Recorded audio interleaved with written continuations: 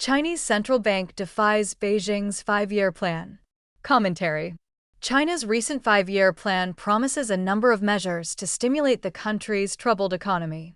One of them prominently mentioned is monetary ease aimed at lifting consumer spending, encouraging investment spending, and relieving the adverse pressures of the country's long-running property crisis. But if the actions of the People's Bank of China are anything to go on, the monetary authorities have mislaid their copy of the plan.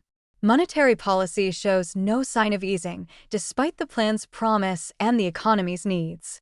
China will pay a price for this intransigence. At its meeting last month, PBOC decision-makers agreed to hold interest rates steady, with the key one-year loan prime rate at 3% and the five-year LPR at 3.5%, where these rates have been for the last 11 months. In early May, the bank also took steps to drain liquidity from China's financial system. China needs much lower rates and more liquidity before monetary policy can be considered even neutral, much less easy.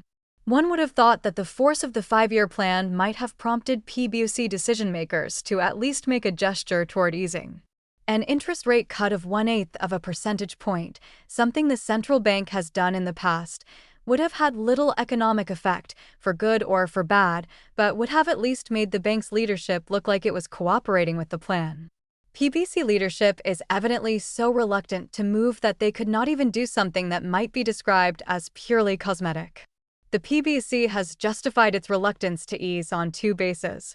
One is that China's economy accelerated into this new year from a much weaker final quarter of 2025. In the fourth quarter last year, China's real gross domestic product grew about 4.5% from levels the year before, but decision-makers at the bank note that the first quarter of 2026 saw 5% real GDP growth. On that basis, the economy, they seem to believe, does not need support. These decision-makers also note the trouble in the Persian Gulf as raising both real economic and inflationary risks, warranting a wait-and-see approach to any policy decisions. Though on the surface, these arguments for inaction seem reasonable, they fail to stand up when placed in the context of China's broader economic picture. The overall economy might have seemed on target during the first quarter, but ample evidence suggests weakness in several key areas and a decelerating economy. And however the GDP measures come in, Beijing, the International Monetary Fund, and anyone who takes even a casual interest in Chinese economics are well aware of the poor showing in the consumer sector as well as the lingering economic drag of the property crisis. If the array of real economic news argues against the box stance, the inflation picture is even more compelling. China has suffered severe deflationary pressure for several years.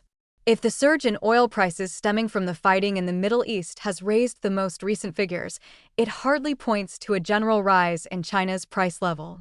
Even with recent oil effects, producer prices, what Chinese statisticians call prices at the factory gate, are only up 0.5% in March from year-ago levels, the most recent period for which data are available. Consumer prices show a 1% rise. This is hardly a reason to keep monetary policy tight. On top of all this, it should be apparent that the PBC is wrong to think that inaction is a way to avoid a policy stance that is either too tight or too easy. Consider the interaction of inflation and interest rates. For years ago, the one-year LPR was about 3.9%, almost a full percentage point higher than it is today. But back then, producer price inflation in China was running at about 6% a year.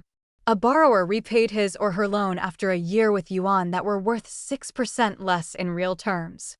The real cost of the loan was -2%. This speaks to a very easy monetary posture.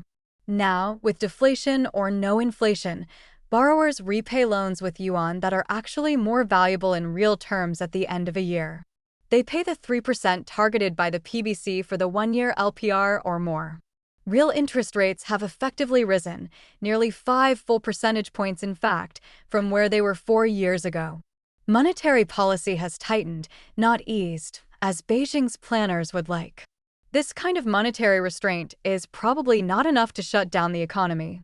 But neither does it help Beijing keep its promise of monetary ease, nor does it offer anything to help stimulate a Chinese economy that sorely needs it.